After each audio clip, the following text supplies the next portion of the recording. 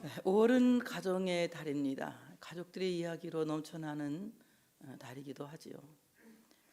가족이라고 하는 말을 한문으로 봤더니 집가에 결의조를 쓰고 있더라고요.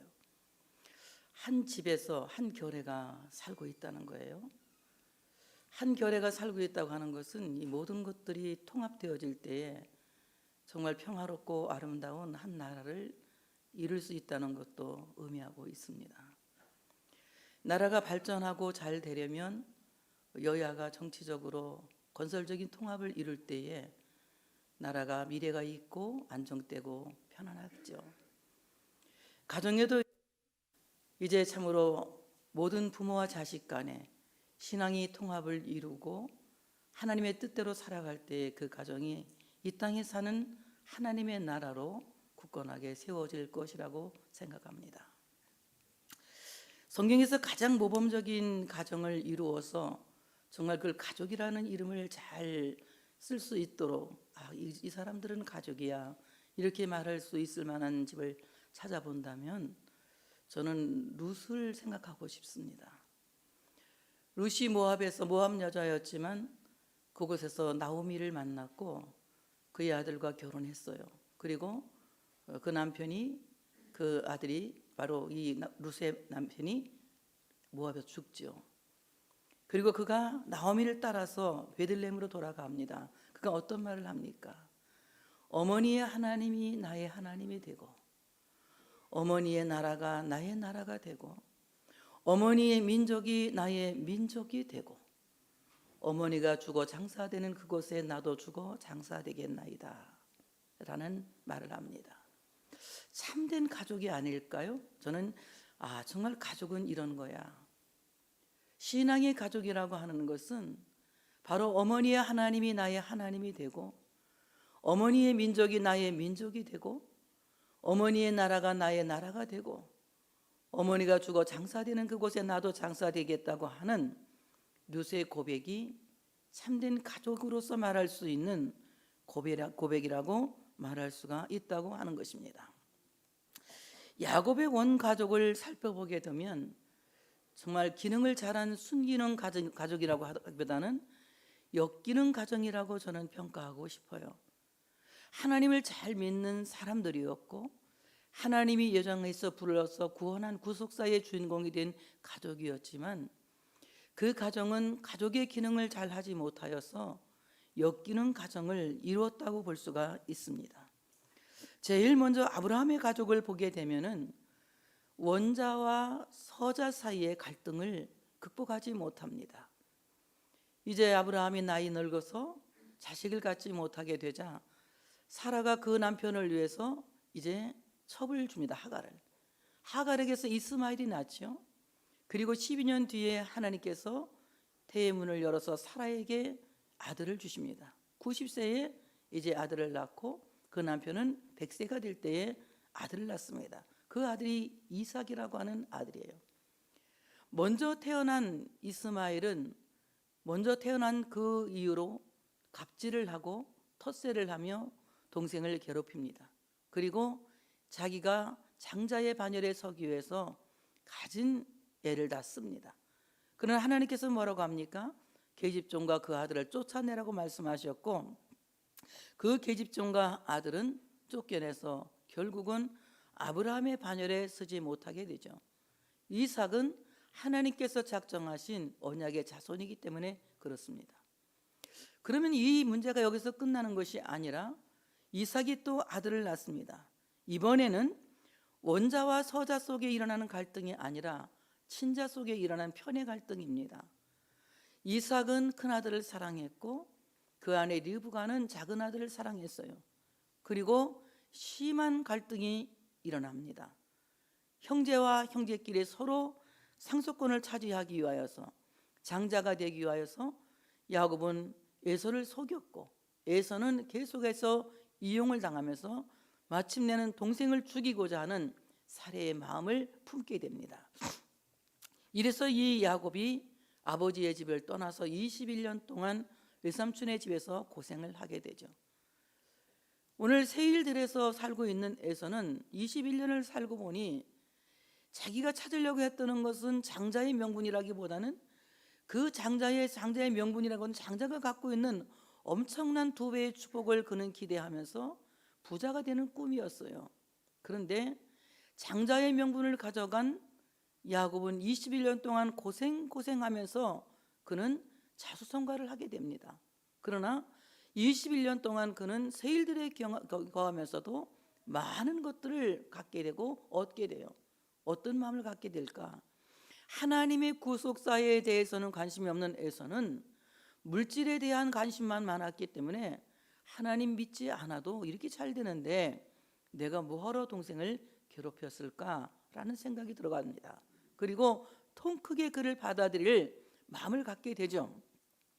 그러나 야곱은 그런 것들을 전혀 기대하지 못하고 과거에 자기를 쫓아다니면서 죽이려고 괴롭혔던 형의 모습만 생각하고 이제 두 집으로 돌아가면 분명히 형은 나를 죽일 거야. 그리고 내가 갖고 있는 모든 것들을 빼앗을 거야.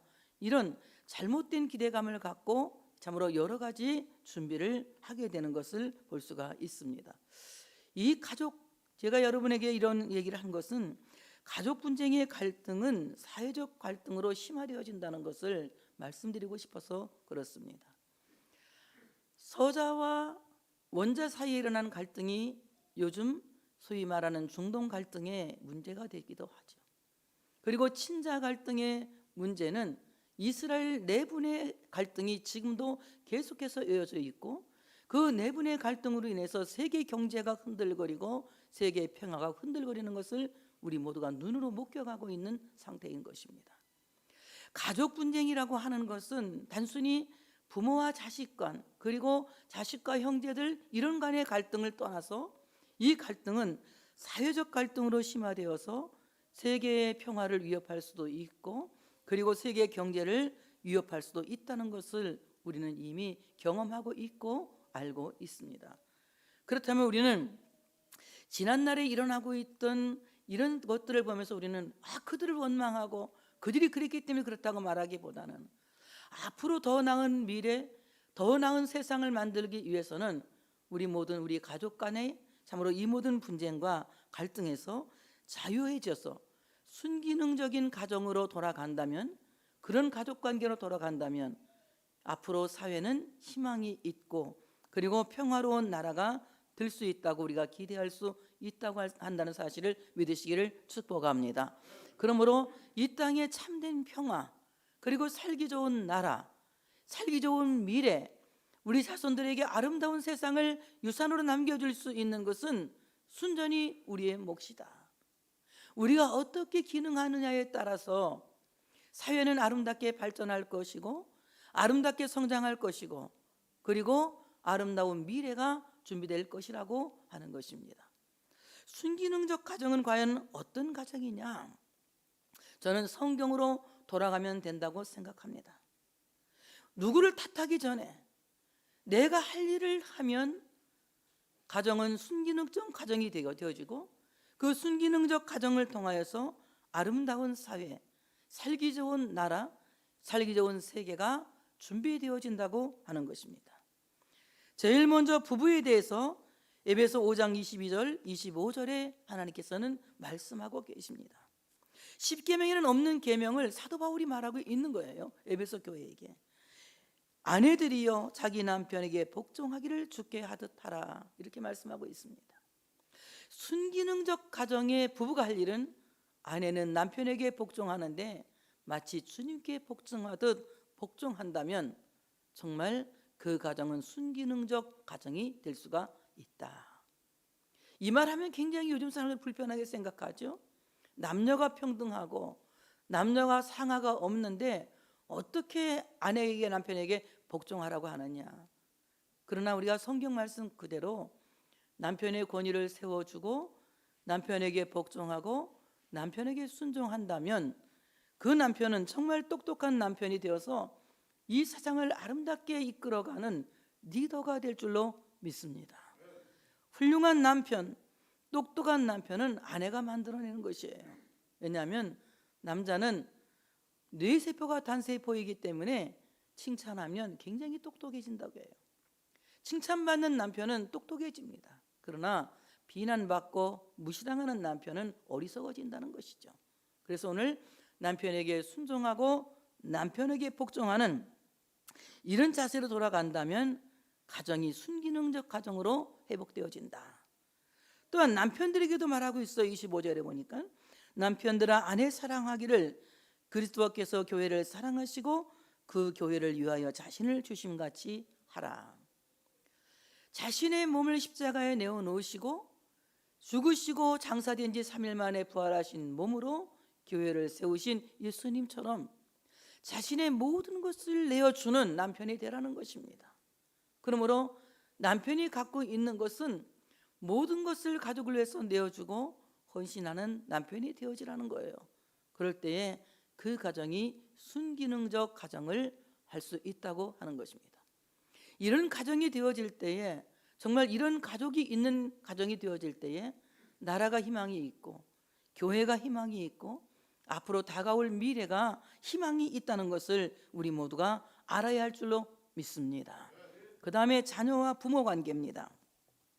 에베소 6장 1절부터 4절에 말씀하고 있습니다. 십계명에는 내 부모를 공경하라 이렇게 딱 되어져 있어요. 그런데 사도 바울은 이렇게 말합니다. 자녀들아 주 안에서 너희 부모에게 순종하라 이것이 옳으니라. 맹목적으로 부모에게 순종하고 복종하고 따르는 것이 아니라 주 안에서 순종하라. 하나님의 말씀일 때에 순종하라. 하나님의 뜻일 때에 순종하라. 주 안에서 부모에게 순종하라. 내 아버지와 어머니를 공경하라. 이것은 약속 있는 첫 계명이니 이로써 내가 잘되고 땅에서 장수하리라. 부모를 공경하는 것은 모든 사람이 마땅히 해야 될 일입니다. 주 안에서 부모에게 공경하라는 것은 가령 부모가 도둑질을 시킨다면은 십계명에 도둑질하지 말라고 했으니 그것을 순종해서는 되지 않겠죠. 또한 부모가 살인하라고 말할 때에 십계명에 살인하지 말라고 했으니 그것을 순종해서는 안 되겠죠. 또한 부모가 거짓말을 시킬 때에 성경에 십계명에 거짓 증언하지 말라고 했으니 그것을 순종해서는 안 되겠죠. 주 안에서 부모에게 순종하라. 하나님의 말씀을 지키는 그 한도 안에서 부모에게 순종하라. 이럴 때에 내가 땅에서 잘되고 장수할 것이라고 말씀하고 있습니다. 오늘 어버이 주일이니만큼 우리 모두가 부모에게 순종하고자 하는 공경하고자 하는 마음을 가져봤으면 좋겠습니다. 부모의 마음은 정말 하늘과 같아요. 저도 어머니가 돌아가셨지만 부모님 다르고 돌아가셨지만 이 생각해 보니까 살았을 때는 잘 몰랐어요. 제가 뭐 떼쓸 데가 없으니까 늘 부모한테 떼를 쓰고 화도 내고 이랬는데 돌아가시고 나 보니까 너무 잘못한 게 많더라고요. 잘못한 게 많아도 아무리 잘해 보려고 해도 뭐 이제 소용이 없어요. 불러도 대답도 안 하고 오지도 않습니다. 살았을 때 부모에게 공경하지 못하면 죽고 난 뒤에 후회해도 소용없습니다. 부모가 살아서 숨 쉬는 동안 여러분 전화 한번 따뜻하게 해드리고 정말 부모에게 효도하는 건 뭘까요? 요즘 세상에 뭐 고기 사다 주고 밥 사다 주고 뭐 돈 주고 물론 이런 것도 효도가 되겠지만 정말 효도는 부부가 잘 사는 거예요. 자식들이 잘 살아주는 것 이것이 부모에게 효도하는 거예요. 건강하게 잘 살아주고 행복하게 잘 살아주고 정말 잘 살아갈 때에 부모는 만족한 것입니다. 그러므로 부모에게 여러분 어떤 큰 돈을 줘서 잘하는 것보다는 관심을 갖는 거예요. 건강하신지 잘 계시는지 늘 부모에게 관심을 갖고 전화하고 섬겨주는 여러분들 되어주시기를 바랍니다. 어버이 주일이니까 좀 길게 했어요. 또 아비들아 너희 자녀를 노엽게 하지 말고 오직 주의 교훈과 훈계로 양육하라. 부모가 할 일은 자녀를 주님의 교훈으로 주님의 훈계로 양육하여서 하나님의 사람으로 키워내는 것입니다. 그런데 부모들이 자녀에게 하나님의 말씀으로 가르치는 일을 굉장히 싫어하죠. 왜냐하면 잔소리 듣기 싫어한다고요. 하나님의 말씀은 잔소리가 아니에요. 옳은 소리입니다. 하나님의 말씀은 자식을 괴롭히는 소리가 아니라 자식이 잘 살라고 축복하는 소리입니다. 그러므로 하나님의 말씀으로 자식을 가르치는 것은 부모로서 마땅한 도리이고 옳은 도리라고 하는 것입니다.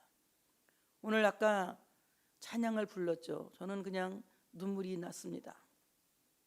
부모의 요괴벳의 그 마음이 그때 어땠을까를 생각을 해봤어요. 이제 100일 지난 아이를 갈대 상자에 넣어서 나일 강물에 띄우면서 그저 하나님의 손이 이 아들을 지켜주기를 간절히 바라는 기도하는 마음으로 그 아들을 이제 이렇게 강물에 떠내려 보내는 요게벳의 마음을 생각해봤어요. 우리 부모들 모두가 자녀를 우리 품에서 떠내려 보내야 되죠. 그런데 우리가 이런 애착 관계를 잘 정리하지 못하면 늙으면 늙을수록 더 괴롭고 힘이 듭니다. 자식이 건강하게 잘 살 수 있도록 하는 일에 굉장한 방해가 되죠. 모든 일에 참견하고 싶고 알고 싶은 이런 마음들이 너무 많아요. 저도 그런 일종의 엄마 중에 하나입니다. 그런데 이것은 자기를 너무 괴롭히는 거야. 사실은 자식이 결혼했으면 이거는 이때부터는 내 자식이 아니에요. 그때는 누굽니까? 두 사람이 함께 살아가는 부부잖아요. 그래서 자식이 결혼하면 아들도 내 것이 아니라 아들은 며느리 거고 또한 딸은 사위 거예요. 서로 잘 살 수 있도록 격려해주고 위해서 기도해주는 것이 부모의 책임이라고 저는 생각을 합니다. 그래서 우리가 하나님의 말씀으로서 주님의 교훈과 훈계로 잘 유학육하여서 그 자녀들이 잘 살아갈 수 있도록 인격적으로 기도해주고 도와주고 또한 서로 격려해주는 이런 부모가 되었으면 좋겠다는 생각을 합니다. 이렇게 가족관계가 잘 돌아갈 때에 정말 원가족이 아름답게 회복할 수 있다는 거죠. 지난날 조상 탓만하지 마시고 지금 여러분이 좋은 조상이 되기 위해서 우리는 좋은 원가족으로 돌아가자는 거예요. 그 다음에 형제간에 어떻게 지낼까? 형제간에는 마태복음 5장 22절에 말씀합니다. 나는 너희에게 이르노니 형제에게 노하는 자마다 심판을 받게 되고 형제를 대하여 라가라는 자는 공의에 잡혀가게 되고 미련한 놈이라 하는 자는 지옥불에 들어가게 되리라. 형제간에 싸우지 말고 우애하라는 겁니다. 형제한테 성질 내지 말고 굉장히 찔리더라고 그렇게 하면서 라가라고 하지 말고 라가는 그 히브리 사람의 욕설이에요. 우리는 보통 그냥 우리 대한민국의 가장 대표적인 욕은 도크 베이비잖아요. 이런 라가라 욕하지 말고 또 미련한 놈 멍청한 놈이라고 욕하지 말아라. 형제에게 욕하지 말아라. 싸우지 말고 형제에게 성질 내지 말아라. 그럴 때 형제가 우애할 때에 참 그 형제와 우애하는 형제가 동거하는 것이 얼마나 아름다운지 헐몬의 이슬이 흘러내는 것처럼 우리에게 하나님의 은혜가 흘러내린다고 말씀하고 있습니다. 그래서 우리가 정말 아름다운 원가족이 회복되기 위해서는 우리 모두가 자기 위치에 돌아가서 부부는 부부로서 순기능을 하고 부모와 자녀는 부모와 자녀로서의 순기능을 하고 형제는 형제로서 순기능을 할 때에 우리의 역기능적 가정이 순기능적 가정으로 회복되어진다. 이럴 때에 우리 가정이 현재의 가정이 행복하고 미래의 사회가 행복해지고 더 나아가서는 아름다운 이 세계의 평화가 이루어진다고 하는 사실을 믿으시기를 축복합니다. 본문은 야곱이 원가족에게 화해를 요청하고 있어요. 또 너희는 말하기를 주의 종 야곱이 우리 뒤에 있다 하라 하니 이는 야곱이 말하기를 내가 내 앞에 보내는 예물로 형의 감정을 푼 후에 대면하면 형이 혹시 나를 받아주리라 함이었더라. 야곱은 21년 전에 형에게 악감을 품은 이 형의 이 감정을 풀기 위하여서 예물을 준비합니다. 그리고 예물을 때를 지어 가게 하고 형의 마음을 풀어서 형과 화해를 요청하고 있는 거예요. 야곱은 형 에서에게 지난날 가족 분쟁에 대한 화해를 구하려고 자신의 손으로 이제 수고해서 21년 동안 열심히 버는 것 소유 중에서 여기 성경에 보니까 안염소 200마리, 순염소 20마리, 암양 200마리, 순양 20마리. 왜 순양은 조금 했냐면 이 중동 쪽에서 숫것은 별로 안 좋아해요. 암것이 많아야 새끼를 많이 나니까. 근데 우리는 아들을 너무 좋아하잖아. 순양 20마리, 전나는 낙타 30마리, 30과 그 새끼 하니까 새끼가 한 30마리 될 것 아니에요? 30마리, 또 암소 40마리, 황소 10마리, 암낙이 20마리, 그 새끼 낙이 10마리. 걔 보니까 계산해 봤더니 580마리더라고요. 580마리에 거의 뭐 그냥 자기 재산에 엄청난 양을 떼어서 형에게 예물로 준비합니다. 저는 이걸 보면서 야, 굉장히 통 큰 예물을 준비했다는 생각을 합니다. 여러분, 우리가 이 가정의 달을 통하여서 여러분 가족끼리 서로 이 통 큰 선물을 한번 해봤으면 좋겠어요. 통 큰 선물. 통 큰 선물이란 돈을 많이 주고 막 근사한 옷을 사주고 멋있는 밥을 사주고 이것이 통 큰 선물이라는 것이 아니라 먼저 내가 화해의 손을 내밀고, 내가 먼저 양보의 손을 내밀고, 내가 먼저 사랑하고, 내가 먼저 웃어주고, 내가 먼저 용서하는 이런 통 큰 예물을 우리 서로 먼저 내어놓을 수 있었으면 좋겠다. 네가 나한테 그렇게 해주면 이렇게 하겠다라는 것보다는, 조건부 사랑보다는 조건 없는 사랑, 조건 없는 용서, 그리고 조건 없이 받아들임을 우리 모두가 택하여 통 큰 예물을 준비했으면 좋겠다 라는 생각이 들어갑니다. 우리가 자식들이 늘 부모한테 하는 이 속상하게 하는 말 뭐냐? 엄마가 나한테 뭐 해준 거 있느냐 이 말이에요. 이건 대를 물려서 하는 것 같아요. 저도 우리 어머니한테 늘 했거든요. 엄마 나한테 뭐 해준 게 있냐고. 뭐 해준 게 있어요? 날 낳아줬잖아. 엄마가 나 안 낳았으면 내가 태어날 수가 있겠어요?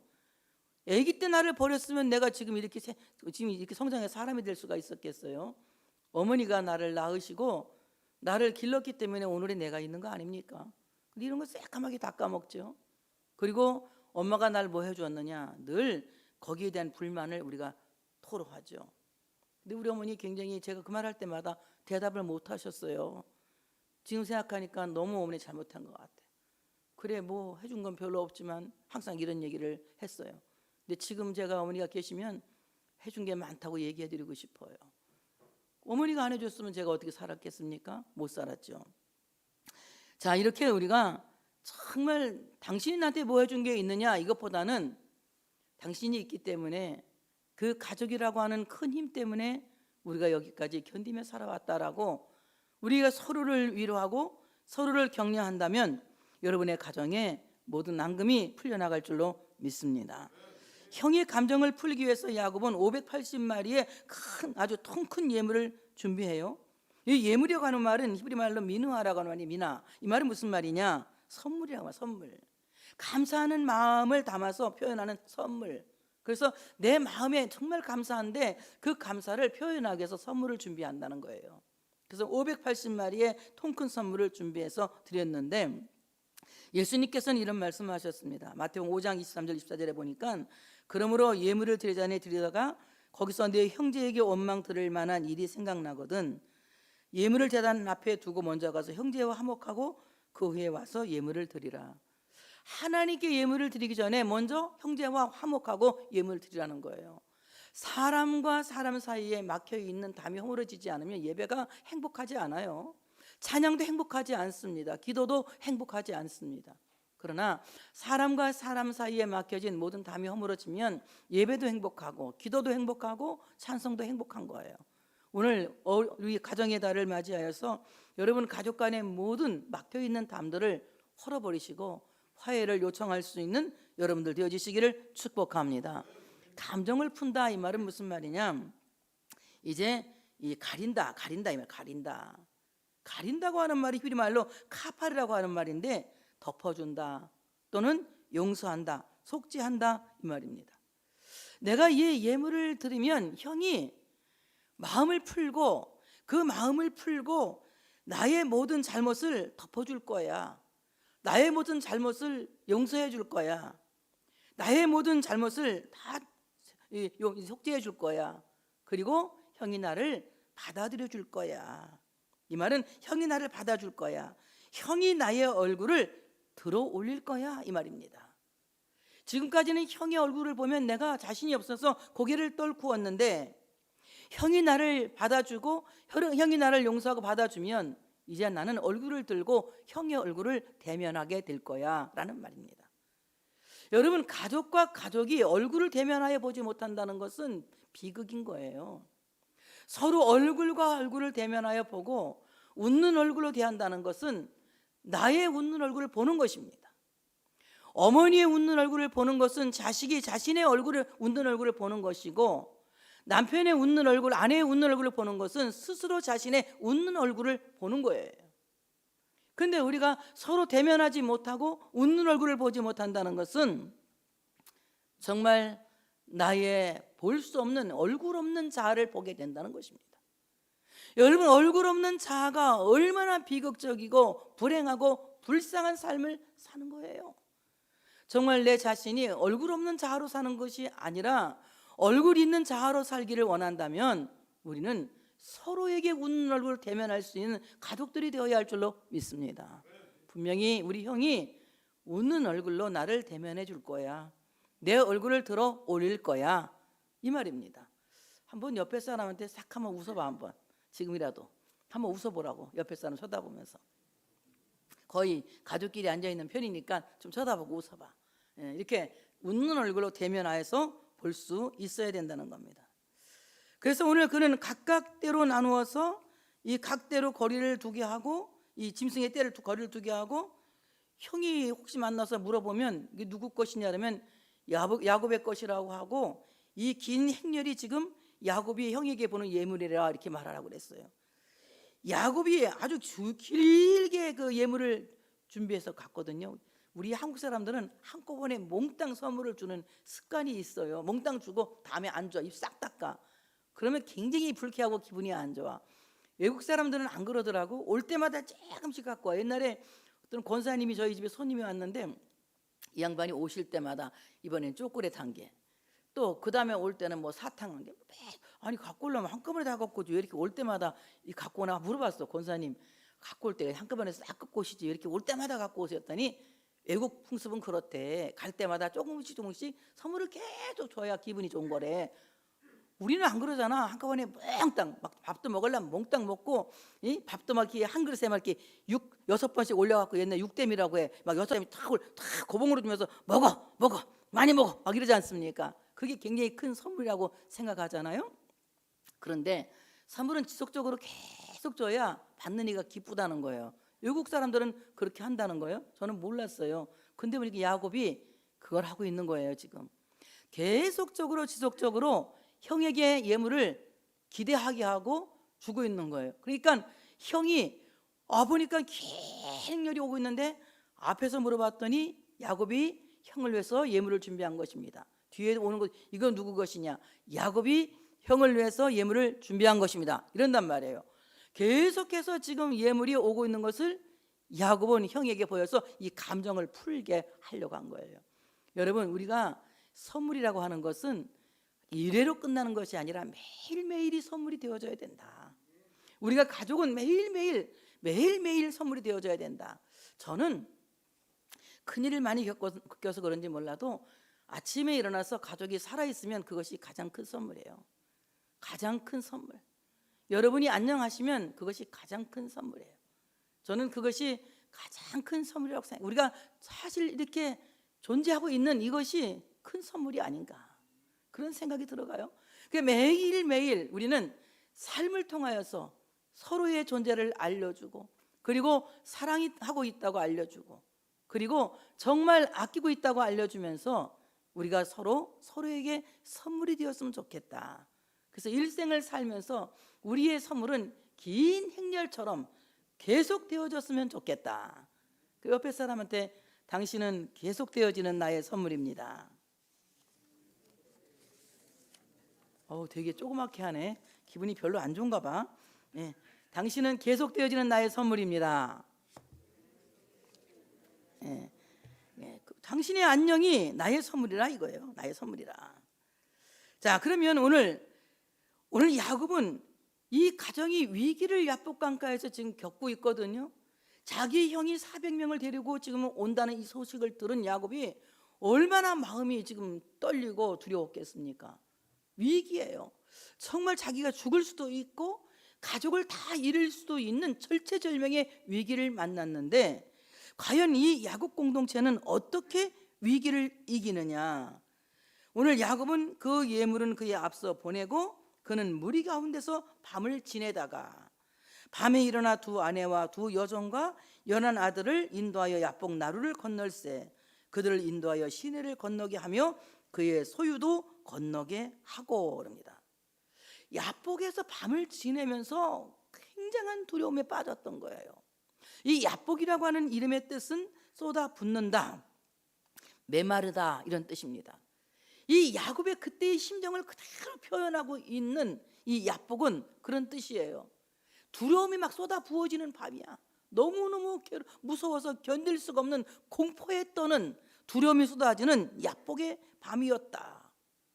또한 메마르다, 이 말은 정말 이 심장이 바짝바짝 메마른 것 같고 입술이 바짝바짝 말라서 정말 침 한 방울도 나오지 않는 이 메마름을 경험하는 야복의 밤이었다 이겁니다. 에서가 400명사를 데리고 온다는 소문을 들은 이 야곱의 심정은 마치 야복처럼 두려움이 쏟아졌고 입이 바짝바짝 메마르는 그야말로 죽음 같은 고통을 경험하는 그 밤이었단 말이에요. 그런데 그가 그곳에서 밤을 지내다가, 이 말은 잠을 잤다는 게 밤을 지내다가 잠을 자지 못하고 밤을 지내고 있어요. 밤을 지내다가 밤에 일어나, 놀라죠.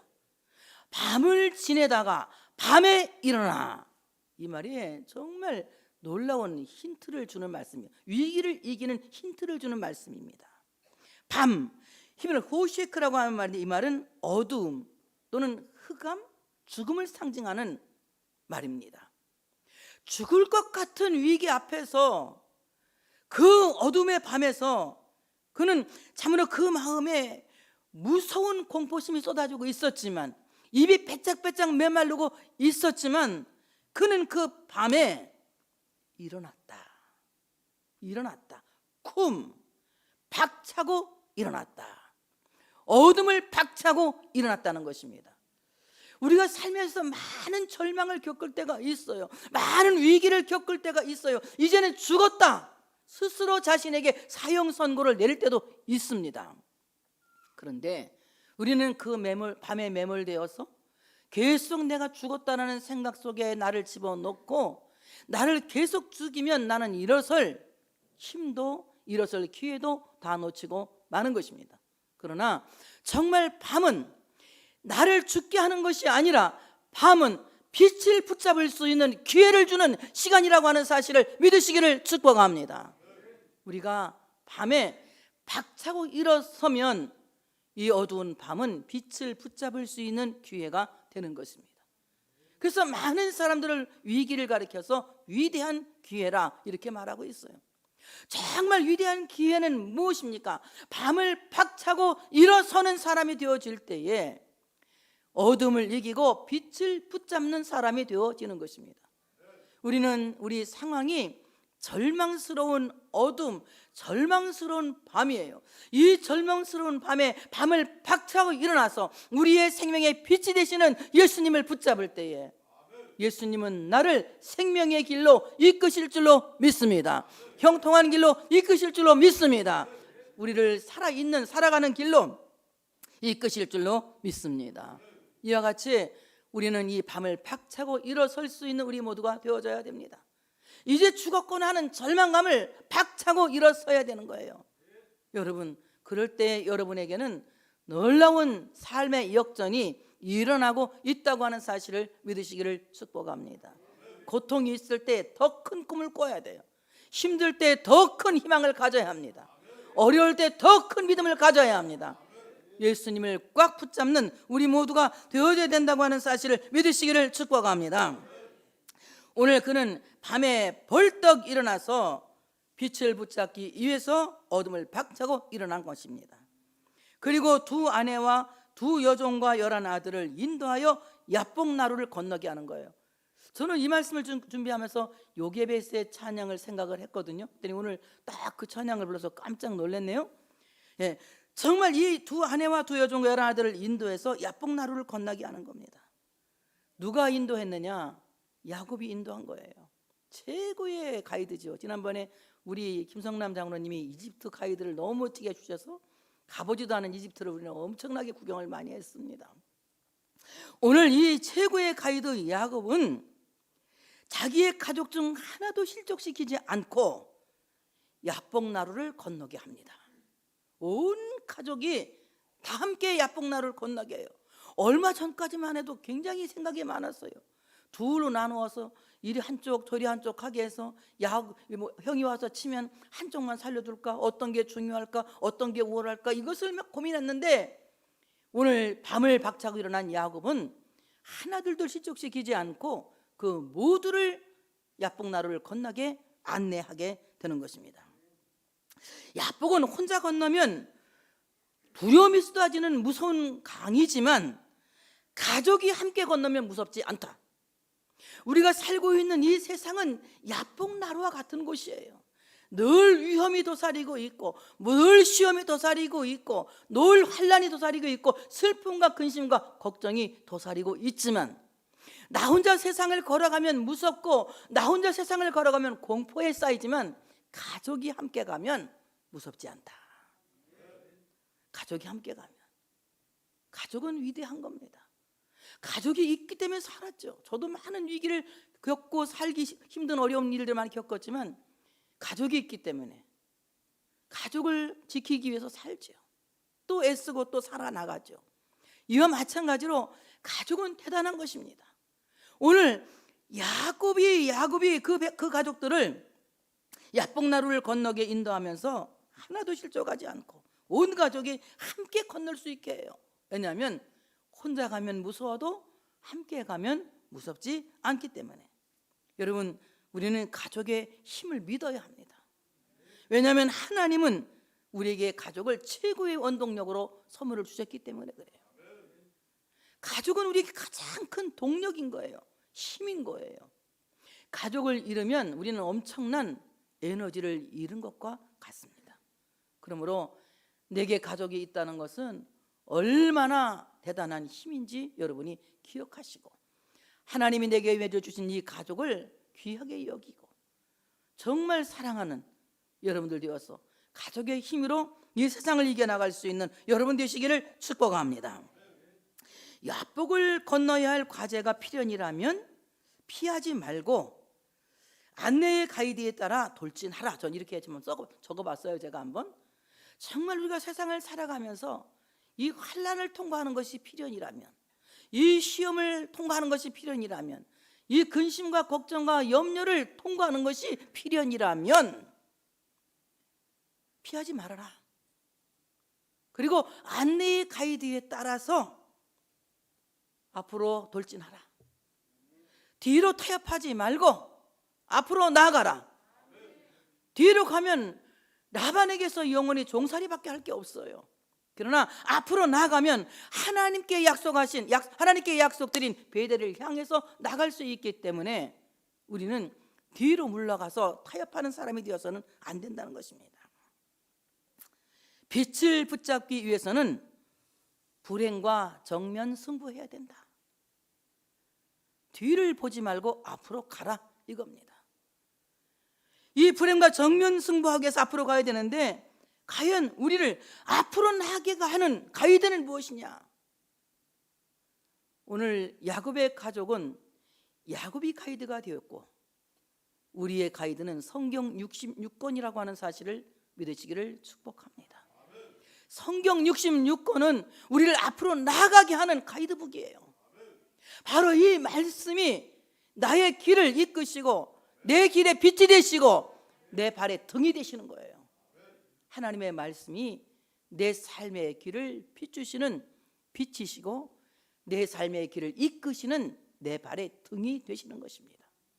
하나님의 말씀을 따라 살아간다면 우리는 이 모든 불행의 야복을 건너서 참으로 하나님이 약속하신 그 빛을 붙잡는 놀라운 역사가 일어나게 될 줄로 믿습니다. 그들을 인도하여 시내를 건너게 하며 그의 소유도 건너가게 하고, 여기에도 이 말씀 속에 이렇게 숨겨져 있는 신비로운 우물이 있는 걸 저는 처음으로 알았어요. 그동안 성경을 그렇게 많이 읽었는데 너무도 저는 이 말씀을 이번에 읽으면서 신기하다 이 생각을 했어요. 야곱이 두려움에 꽉 차여 있을 때 야복은 강으로 보였던 거예요. 그래서 우리가 야복강 이렇게 맨날 기도할 때도 야복강가에서 씨름하던 야곱 이렇게 기도하지 않습니까? 그리고 야복나루라고 하는 배가 다니는 곳이니까 나루터 이렇게 생각하지 않습니까? 그런데요, 야곱이 자기 가족들을 다 야복나루로 인도해서 건널 때만 해도 야복이라고 말하고 있는데 그 시내를 건너가게 할 때 보니까 야복이 뭐로 보였냐? 시내로 보이는 거예요. 강과 시내는 엄청난 차이가 있는 거예요. 시내는 보통 무릎 아래에 물이 있는 곳이고 강은 키를 넘는 물이 있는 곳입니다. 사람으로 건너가기 어려운 하나님이 강물을 가르지 않고는 마른 땅을 건너지 않고 건널 수 없는 곳이 강이고, 시내는 어린아이도 함께 건널 수 있는 작은 냇가란 얘기예요. 여러분, 내가 두려움으로 내 삶을 바라보면 내 삶이 야복나루처럼 큰 강으로 보이지만 믿음으로 일어서서 빛을 붙잡기 위하여 앞으로 나가면 강은 작은 시내로 축소되어서 보인다. 별로 은혜가 안 되나 보지? 나는 이렇게 은혜를 받았는데 여러분 은혜가 안 되나 봐. 아멘이 조그맣게 나오는 거 보니까 난 세게 아멘할 줄 알았어. 강이 시내로 바뀌더라. 정말 도저히 건널 수 없는 이 절망은 내가 이길 수 없어. 이 고통은 이길 수 없어. 이 어려운 상황은 도저히 돌이킬 수 없어. 나는 도저히 이 시험에서 빠져나올 수 없어. 스스로 자기를 절망감에 밀어놓고 자기를 자해하고 있었는데 믿습니다. 빛을 붙잡기 위해서 어둠을 박차고 일어서서 야복나루로 들어갔더니 하나님이 이미 그 강을 건너게 하셨으므로 강은 시내처럼 체감되더라. 과거에 엄청 두려움으로 체감되었던 내 인생이 이제는 시내로 축소되어서 체감되는 거예요. 해볼만하다, 할만하다, 나는 한번 해볼만하다, 세상을 살아볼만하다. 가족은 이런 것입니다. 가족이 함께하면 세상은 해볼만합니다. 가족이 함께하면 세상은 살아볼만합니다. 여러분, 가정의 달입니다. 우리 모두가 이 야복나루를 건너기 위해서 하나가 됩시다. 그럴 때 여러분은 이 야복을 오늘 참으로 분이엘의 새아침으로 바꿀 줄로 믿습니다. 이 야복을 정말 작은 시내로 축소되어서 해볼 만한 세상으로 바꾸게 될 줄로 믿습니다. 여러분의 모든 순기능적 가정이 되기 위해서 부부는 부부로서, 부모와 자식은 부모와 자식으로서, 형제는 형제로서 자기의 기능을 회복하고, 그리고 우리 모두가 이 어둠을 박차고 일어나서 생명의 빛이신 예수님을 붙잡고 우리를 가이드하시는 하나님 말씀 성경 66권을 따라서 참으로 이 야복을 시내처럼 건너는 놀라운 역사가 우리 모두에게 있어지시기를 축복합니다. 이렇게 영광의 박수 올려드리겠습니다.